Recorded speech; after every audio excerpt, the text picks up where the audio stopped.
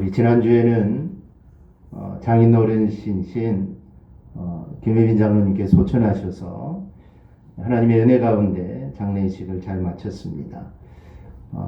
저한테는 아버님이시지만 하나님께 주신 귀한 직분인 이 장로님으로 호칭을 하겠습니다. 김혜빈 장로님은 일남 6녀 7남매를 두셨습니다. 사이 5명이 목사고 1명이 장로입니다.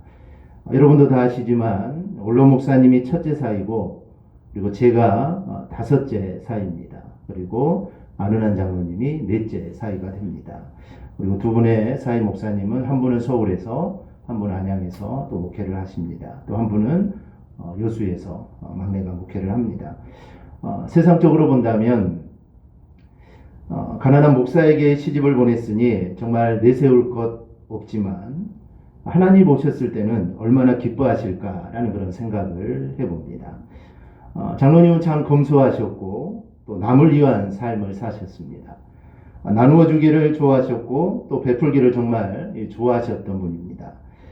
젊으실 때는 정말 몸이 허약하셔서 막내딸 학교 갈 때까지만 살면 좋겠다라고 이렇게 말씀하셨는데, 그 막내딸이 결혼하여 아들이 대학 갈 때까지 이렇게 사셨습니다. 올해 학년 89세셨습니다.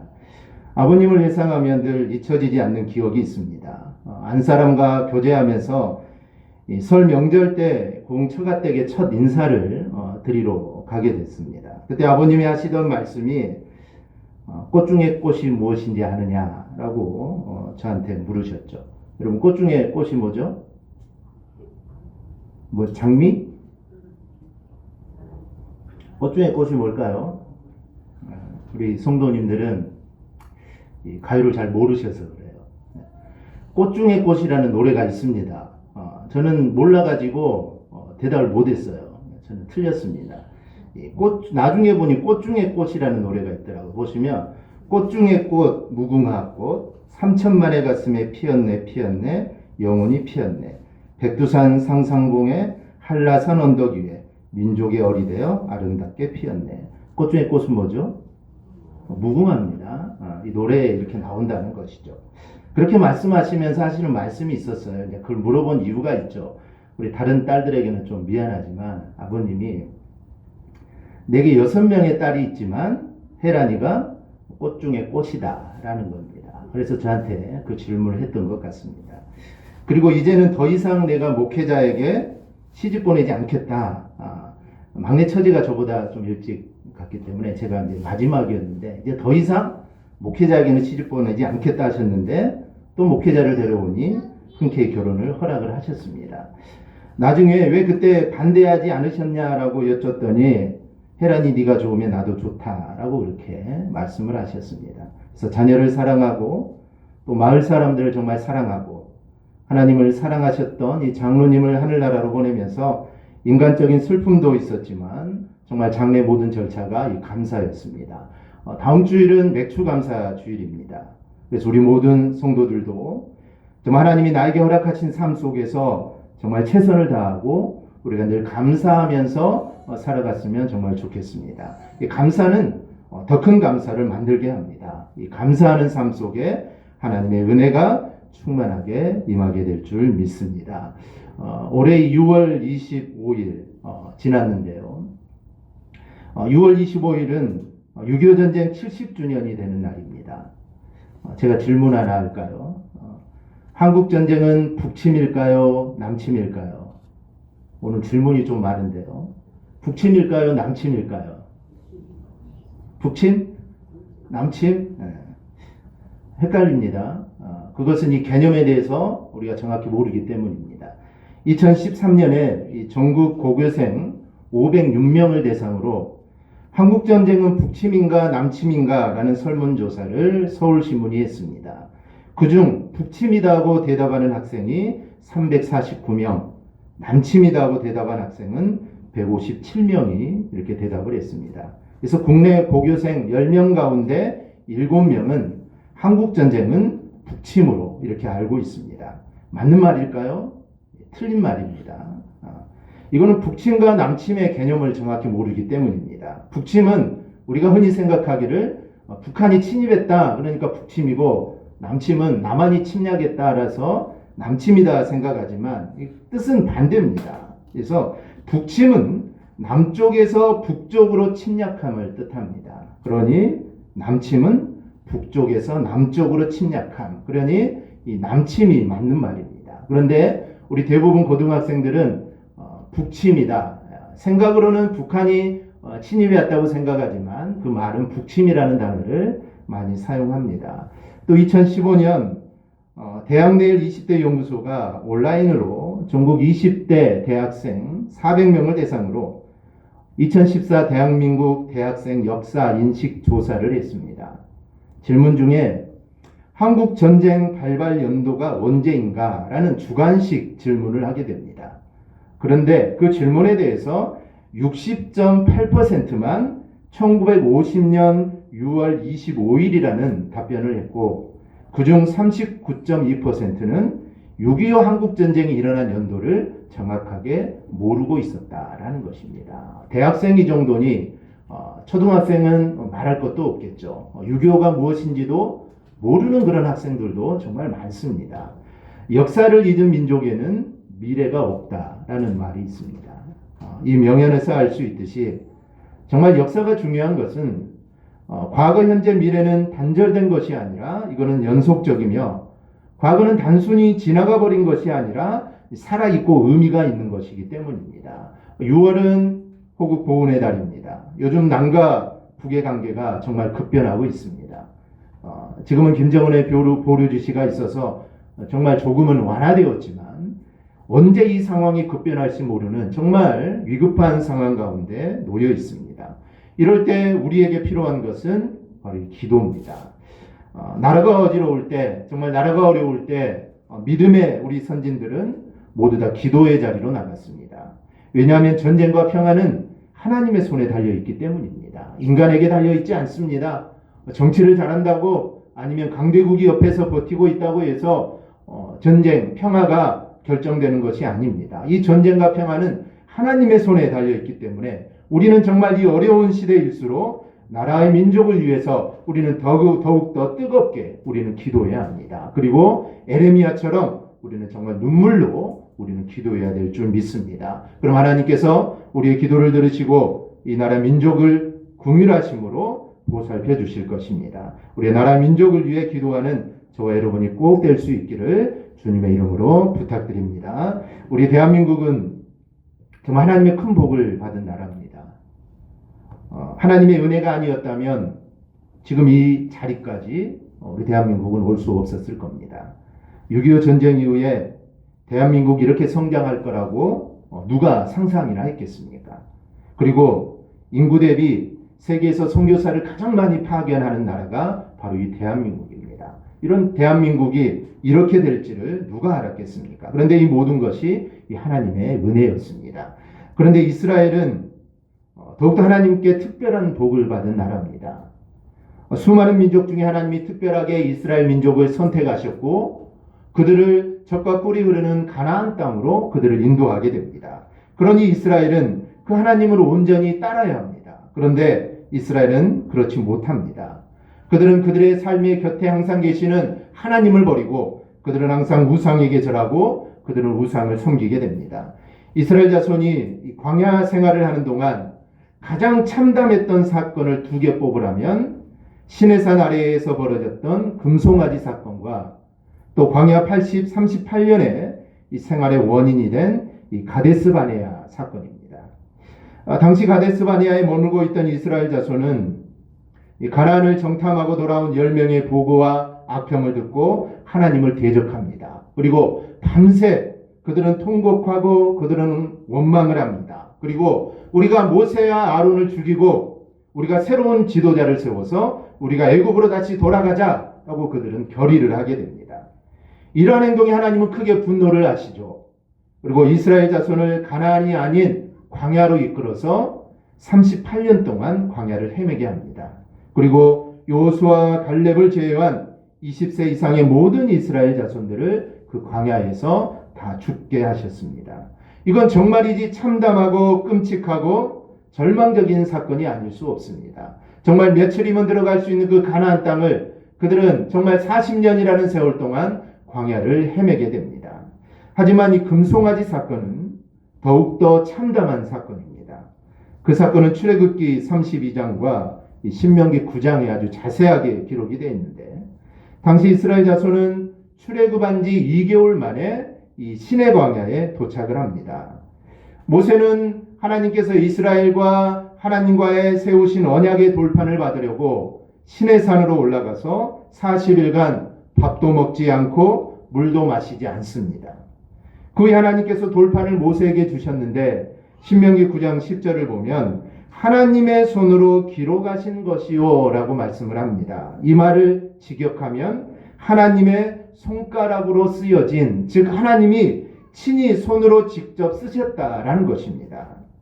그런데 하나님께서는 영이심으로 손가락이 없음에도 불구하고 하나님이 마치 손발을 가진 인간처럼 묘사하고 있습니다. 이러한 표현은 이 십계명 돌판은 하나님께서 당신들의 백성들을 위하여 직접 기록하신 너무나도 소중한 것이다 라는 그런 의미가 이 십계명 돌판에 담겨져 있습니다. 그런데 사건은 그 무렵에 일어나게 됩니다.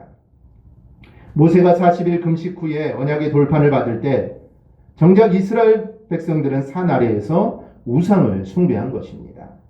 모세가 산에서 내려오지 않자 그들은 아론으로 하여금 금송아지 형상을 만들게 하고 그것을 애굽에서 우리를 인도해낸 하나님이다 라고 말하며 그것을 예배를 하게 됩니다.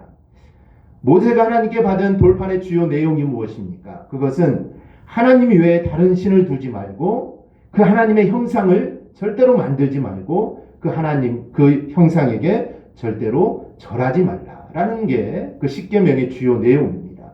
그런데 이스라엘 백성들은 그 모든 사실을 다 무시하고 우상을 만들고 그것이 하나님이다 말하고 그것에 경배를 하고 있습니다. 그러면서 하나님께서는 그 죄를 갚되 아버지로부터 아들에게로 3, 4대까지 이르게 하신다라고 하셨습니다. 출애굽기 32장 7절을 보면 하나님께서 얼마나 진노하셨는지를 알 수 있습니다. 여호와께서 모세에게 이르시되 너는 내려가라. 내가 애굽 땅에서 인도하여 낸 내 백성이 부패하였도다. 지금까지 하나님께서는 이스라엘 백성을 가르쳐 내 백성, 영어로 하면 my people이다 라고 말을 합니다. 즉 이스라엘 백성은 내 백성이다. 그런데 오늘 출애굽기 32장 7절에서 내 백성이라는 이 표현은 your people이라는 단어를 씁니다. 즉 그들을 애굽 땅에서 인도해낸 것은 내가 아니다. 누구냐? 바로 너다. 모세 너가 이스라엘을 애굽에서 인도해냈다라고 표현을 합니다. 이스라엘이 하나님과의 맺은 언약을 파기했기 때문에 하나님으로서는 그들을 당신의 백성이라 부르실 이유가 이제 하나도 없으신 겁니다. 그래서 하나님은 이제는 이스라엘을 향하여 나의 백성이 아니라 너의 백성이다 라고 이렇게 표현을 합니다. 그러면서 출애굽기 32장 9절에 10절에서 이렇게 말합니다. 내가 이 백성을 보니 목이 뻣뻣한 백성이로다. 그런즉 내가 하는 대로 두라. 내가 그들에게 진노하여 그들을 진멸하고 너를 큰 나라가 되게 하리라. 하나님께서는 그 백성을 향하여 목이 뻣뻣한 백성이다, 교만한 백성이다 말하면서 내가 그들을 다 진멸하고 모세는 네가 조상이 되는 내가 새로운 민족을 만들겠다라고 말을 합니다.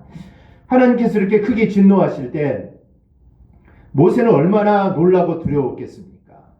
그의 삶을 되돌아보면 정말 애굽에서 얼마나 많은 일들이 있었습니까? 그런데 하나님께서 그 백성들을 다 멸한다고 하니 모세가 얼마나 당황하고 얼마나 놀랐겠습니까? 하지만 모세는 그 상황 가운데 이스라엘 백성을 향하여 기도합니다. 아브라함이 소돔 멸망 직전에 롯을 위해 기도했듯이 모세는 세 가지 이유를 들어서 이스라엘을 진멸하면 안 된다라고 하나님께 호소를 합니다. 모세가 말한 세 가지 이유는 첫째는 구원해놓고 다시 멸망시키는 것은 앞뒤가 맞지 않다는 것입니다. 둘째는 이제 와서 이스라엘을 진멸한다면 이방인에게 비방받을 수 있다라는 겁니다. 그리고 셋째는 이스라엘의 조상들을 위하여 맹세하신 약속 때문이라도 이스라엘을 진멸해서는 절대로 안 된다라고 이렇게 모세가 말을 합니다. 참 당돌하죠. 얼마나 당돌합니까? 그래도 하나님께서는 모세의 말을 들어주십니다. 그리고 말씀하신 화를 그 백성에게 내리지 아니하십니다. 그렇게 급한 불을 끈 모세는 급히 산에서 내려옵니다. 그런데 이번에는 모세 자신이 분노가 일어납니다. 그 송아지와 춤추는 자들을 보자 정말 모세의 화가 머리 끝까지 올라오게 됩니다. 그래서 손에 들고 있던 돌판을 산 아래로 던져서 깨트려 버립니다. 그리고 그들이 만든 송아지를 가져다가 불살라 가루를 만들어 물에 뿌려 이스라엘 자손들에게 마시게 합니다. 하나님께서는 화를 내지 않으셨습니다. 화를 하나님께서는 누구트르셨는데 그와 별개로 하나님과 이스라엘 사이에 언약이 깨졌기 때문에 그 상징인 돌판을 깨트린 겁니다. 이 돌판은 이제 필요가 없게 됩니다. 모세가 분노하면서 아론에게 이게 어찌된 일이냐라고 묻자 아론이 황당한 대답을 하죠. 사람이 금을 가져다가 불에 넣었더니 금송아지가 뚝딱 나왔다라고 이렇게 말을 합니다. 이 황당한 대답에 모세가 더 분노를 하게 됩니다. 그래서 누구든지 여호와의 편에 있는 자는 내게로 나오라 라고 말을 하자 그때 레위 자손들이 모여듭니다. 모세는 그들에게 칼을 차고 이 문에서 저 문까지 왕래하여 형제와 친구와 이웃을 다 죽이라 라고 명령을 합니다. 같은 장 28절은 이날의 백성 중에 3,000명가량이 죽임을 당하게 됐다라고 기록을 합니다. 무작위로 죽인 것이든 아니면 주모자를 죽인 것이든 동족에 의해서 정말 동족이 죽임을 당했으니 정말 6.25 전쟁과 같이 같은 민족이 같은 민족을 죽였으니 이 얼마나 처절하고도 이 끔찍한 일이 되겠습니까? 그런데 중요한 것은 이제부터입니다. 이 부분을 말씀드리려고 제가 서론을 좀 길게 이야기를 했습니다. 하나님께서는 이스라엘을 진멸하지 않겠다고 하셨고 하나님의 진도가 어느 정도 누그러졌다 하더라도 언약이 깨진 것은 이건 변하지 않는 것입니다. 이제 우리의 관심사는 모세가 이 상황 가운데 어떻게 행동했느냐는 것입니다. 여러분이 모세라면 어떻게 하겠습니까? 하나님과의 언약이 깨졌고 정말 하나님이 진노하셨습니다. 좀 누그러뜨렸지만 언약이 깨진 것은 마찬가지입니다. 구제불능이라고 생각하고 포기하겠습니까? 아니면 야 이제 방법이 없으니 이제 내 포기해야겠다 이렇게 하겠습니까? 모세는 동족을 포기할 수 없었습니다. 그리고 자포자기하면서 살 수도 없었습니다. 그래서 그가 선택한 것은 하나님께 민족을 대신하여 용서를 구하고 다시 언약을 회복하게 해달라고 간청하는 것이었습니다. 모세는 그 목적을 가지고 다시 산에 오릅니다. 즉 두 번째 산에 올라서 다시 40주 40야를 금식을 하며 기도를 합니다. 이거는 생명을 걸고 한 기도입니다. 앞에 40일 금식 기도를 했습니다. 또다시 40일 금식 기도를 한다는 것은 이거는 내 생명을 걸고 하는 것입니다. 그러면 왜 모세는 자신의 생명을 걸고 이렇게 기도를 할까요? 첫째는 백성을 향한 이 사랑 때문입니다. 금식 기도를 해보신 분들은 공감하겠지만 정말 힘들고 어렵습니다. 저희 아버님도 살아계실 때 2번 40일 금식 기도를 하셨는데요. 연달아 할 수 있는 인간은 이 세상에 한 명도 없습니다. 첫 번째 금식 기도 하실 때는 광주 무등산 꼭대기에 기도원이 있습니다. 첫 번째 때는 내려오실 때 본인 스스로 걸어 내려오셨는데 두 번째 때는 들것에 실려서 내려오셨습니다. 이 금식 기도라는 것이 정말 쉽지 않습니다. 음식을 먹지 못하는 것도 힘들지만 이 멈추지 않는 배고픔 또 이 체력 저하로 인한 피곤한 무기력 이거는 정말 사람을 참 힘들게 합니다. 제가 초등학교 때 아버님께서 금식 기도를 하셨는데 정말 그때는 철이 없었겠죠. 이제 아버님을 만나러 주말에 기도원에 올라갔는데 제가 아버님 앞에서 컵라면을 먹었습니다. 아버님 얼마나 먹고 싶었을까 생각이 드는데 그때는 철이 없어서 저만 맛있게 먹었습니다. 그래서 이런 배고픔 이게 정말 참을 수 없습니다. 근데 모세는 두 돌판을 받기 전에도 40일 금식 기도를 했고 그 돌판을 깨트린 후에 다시 산에 올라가 40일 금식을 합니다. 그러니 얼마나 모세가 힘들겠습니까? 40일 금식도 말할 수 없이 힘든데 곧이어 40일을 다시 했으니 이거는 정말 상상도 할 수 없는 일입니다. 더군다나 두 번 모두 금식 모두 물도 마시지 않았다고 합니다. 40일 금식 기도할 때는 먹는 것이 물과 소금입니다. 이 두 가지는 먹습니다. 그런데 모세는 물도 먹지 않고 80일을 금식 기도를 합니다. 약 70% 물로 이루어진 우리의 몸은 2%가 빠져나가면 갈증을 느끼고 5% 수분이 빠져나가면 의식을 잃게 됩니다. 그리고 약 12%면 목숨을 잃게 될 수도 있다라고 이렇게 말을 합니다. 근데 모세는 어떻게 그런 40일 금식을 2번이나 그것도 며칠 쉬지도 않고 이어서 할 수 있었을까요? 이것은 하나님께서 주신 힘으로밖에 이건 설명할 수가 없습니다. 근데 정말 중요한 것은 어떻게 그렇게 하고도 살 수 있었느냐가 아니라 왜 그렇게까지 생명을 걸고 기도했느냐, 이게 중요합니다. 그 이유는 바로 사랑 때문입니다. 우리가 사랑하기 때문에 희생하고 베풀고 도와주고 우리가 용서하는 겁니다. 그런데 억만금의 돈과도 견줄 수 없고 그 어떤 것보다 소중한 자신의 생명을 걸고 금식을 했으니 백성을 향한 사랑이 아니고서는 이거는 도저히 설명할 수가 없습니다.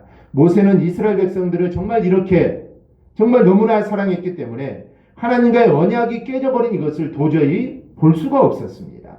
언약이 깨졌다는 것은 하나님과의 관계가 끊어졌다는 것이고 그것은 이후로 이제 하나님의 도우심과 하나님의 인도하심을 이제 받지 못한다는 그런 뜻이 됩니다. 이스라엘 자손이 어떻게 애굽에서 나올 수 있었습니까? 어떻게 홍해를 건너서 광야를 지나 이 시내산까지 올 수 있었습니까? 모두가 전능하신 하나님께서 크신 능력으로 그들을 돌봐주셨기 때문입니다. 이것은 전적으로 하나님의 은혜입니다. 그런데 이제 하나님과의 언약이 깨졌으니 하나님과의 관계가 단절됐으니 이제는 그 어떤 것도 꿈꿀 수 없고 한 걸음도 정말 내디딜 수 없는 그런 상황이 된 겁니다. 물론 이렇게 된 건 다 그들의 죄 때문입니다. 금으로 송아지를 만들고 그것을 애굽에서 인도해낸 신이라고 하면서 예물을 드리고 절하는 악한 죄를 저질렀기 때문입니다. 하지만 모세는 그들을 너무나 사랑했기 때문에 그들을 버릴 수가 없었습니다. 분노로 돌판을 깨트리고 송아지를 가루로 만들어서 백성들에게 마시게 하고 3,000명을 죽였지만 그래도 절대로 포기할 수가 없었습니다. 그래서 40일 금식을 통하여 너무 힘들고 어렵지만 다시 한번 그들을 위해 금식으로 기도를 시작합니다. 이러한 모세의 이스라엘 향한 사랑과 희생은 그가 하나님께 드린 기도에서 나타납니다. 출애굽기 32장 32절 모세가 이렇게 기도합니다. 우리 함께 읽어볼까요? 함께 봅니다. 그러나 이제 그들의 죄를 사하시옵소서. 그렇지 아니하시오면 원하건대 주께서 기록하신 책에서 내 이름을 지워버려 주옵소서. 아멘. 주께서 기록하신 책에서 자신의 이름을 지워달라는 겁니다. 이것은 영원한 생명을 포기하겠다라는 겁니다. 그리고 지옥의 영원한 고통을 내가 감내하겠다라는 겁니다. 물론 내가 원한다고 생명책에 기록되거나 내가 원치 않는다고 지워지는 것은 아닙니다. 그런데 이렇게 기도하는 것은 그만큼 현재 이스라엘 백성이 처한 상황이 절박하다는 것이고 더불어 모세가 그들을 정말 너무나 사랑하고 있다라는 그런 뜻입니다. 예수 그리스도를 보십시오. 요한복음 10장 11절입니다. 나는 선한 목자라. 선한 목자는 양들을 위하여 목숨을 버리거니와. 예수 그리스도께는 선한 목자로서 그 양들을 위하여 목숨을 버리겠다라고 말씀을 합니다. 그리고 실제로 십자가에 못 박아져 죽으심으로 당신을 따르는 자들에게 영원한 생명에 이를 수 있도록 하셨습니다. 또한 사도 바울은 어떠했습니까? 그는 골로새 교회에 보낸 편지에서 내가 너희를 위하여 받는 괴로움을 오히려 기뻐한다. 그리고 로마서 9장 3절에서 나의 형제 곧 골육의 친척을 위하여 내 자신이 저주를 받아 그리스도에게서 끊어질지라도 원하는 바로다. 즉 자기 형제를 위해 받는 괴로움 나는 기뻐하겠다라고 말을 하고 기꺼이 자신이 저주를 받겠다라고 말을 합니다. 이처럼 모세나 사도 바울은 백성과 형제를 사랑하되 자신의 영혼보다도 더 깊이 그리고 더 뜨겁게 사랑했던 사람입니다. 우리 성도 역시 모세나 사도 바울의 열정적이고 또 뜨거운 사랑을 우리도 배워야 합니다. 그리하여 내 옆에 있는 성도를 사랑하되 정말 내 영혼보다 더욱더 뜨겁게 사랑할 수 있기를 주님의 이름으로 소망합니다. 우리가 그렇게 해야 될 이유가 있습니다. 그것은 바로 주님으로부터 그 사랑을 먼저 우리가 받았기 때문입니다. 주님의 사랑이 없었다면 우리는 지금 이 자리에 나와 예배할 수 없습니다. 그러므로 예수님처럼 모세처럼 바울처럼 정말 뜨겁게 사랑하는 삶을 살아가기를 주님의 이름으로 축원합니다. 둘째, 모세가 생명을 걸고 기도한 이유는 하나님의 마음을 알았기 때문입니다. 잠언 25장 13절에 이런 말씀이 있습니다. 충성된 사자는 그를 보낸 이에게 마치 추수하는 날에 얼음 냉수 같아서 능히 그 주인의 마음을 시원하게 하느니라. 이 추수하는 날이라는 것은 이 팔레스타인 지방에서 보리 수확이 시작되는 4월 중순부터 밀 추수가 시작되는 6월 초 사이입니다. 팔레스타인 우리나라와 계절이 약간 다릅니다. 이때는 우리가 정말 봄이지만 그때는 아주 무더운 계절입니다. 얼음 냉수는 원문은 본래 눈의 차가움이라는 뜻인데 일반적으로 북쪽에 있는 헬몬산으로부터 흘러내려오는 눈이 녹은 물입니다. 눈이 녹은 물입니다. 이 더운 계절에 그것도 곡식을 추수하느라 얼마나 숨이 차고 목이 마르겠습니까? 그런데 그때 눈이 녹은 차가운 물을 마신다면 정말 속까지 시원할 것입니다. 우리 사랑하는 성도 여러분, 저와 여러분도 정말 충성된 사자가 되어서 주의 마음을 시원하게 해드릴 수 있기를 바랍니다. 그러면 어떻게 하면 하나님의 마음을 시원하게 해드리고 하나님을 기쁘시게 할 수 있을까요? 여러 가지 대답이 가능하지만 우선 하나님의 마음을 알아야 합니다. 하나님의 마음을 안다면 하나님의 마음에 맞는 말을 하고 하나님의 마음에 맞는 행동을 하게 됩니다. 여러분 주위에 보면 눈치가 없는 사람들이 있습니다. 그래서 상대가 어떤 마음을 가지고 있는지 전혀 모르고 이 반대되는 말을 하고 반대되는 행동을 하는 사람들이 있습니다. 그런 사람들의 말은 도리어 속상하게 하고 기분을 나쁘게 할 뿐입니다. 그러니 우리는 하나님의 마음을 알아야 합니다. 그런 의미에 볼 때 모세는 하나님의 마음을 알고자 노력했고 하나님의 마음을 누구보다 잘 알았던 사람이 모세입니다. 시내산에서 하나님께서 이스라엘을 진멸하겠다고 하셨을 때 모세는 세 가지 이유를 들어서 이 화를 내리지 말아달라고 기도를 합니다. 어제 하나님께서 그 뜻을 정말 불같이 화를 내시다가 그 기도를 들으시고 하나님이 순식간에 뜻을 돌이키십니다.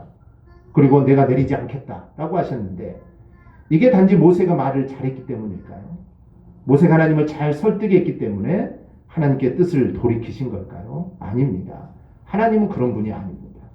오히려 하나님은 처음부터 그들을 진멸하실 마음이 하나님은 없으셨습니다. 하나님은 모세와 비교할 수 없을 만큼 그들을 사랑합니다. 모세의 사랑과는 비교할 수 없을 만큼 그들을 사랑합니다. 그래서 그들의 제대로 진멸할 그런 생각이 없으셨습니다. 즉 하나님께서는 애당초 마음에 없는 말을 하신 겁니다. 물론 너무나 분노하셔서 그렇지만 모세가 그 마음을 알아서 그렇게 하나님은 기도하기를 아마 원하셨을 겁니다.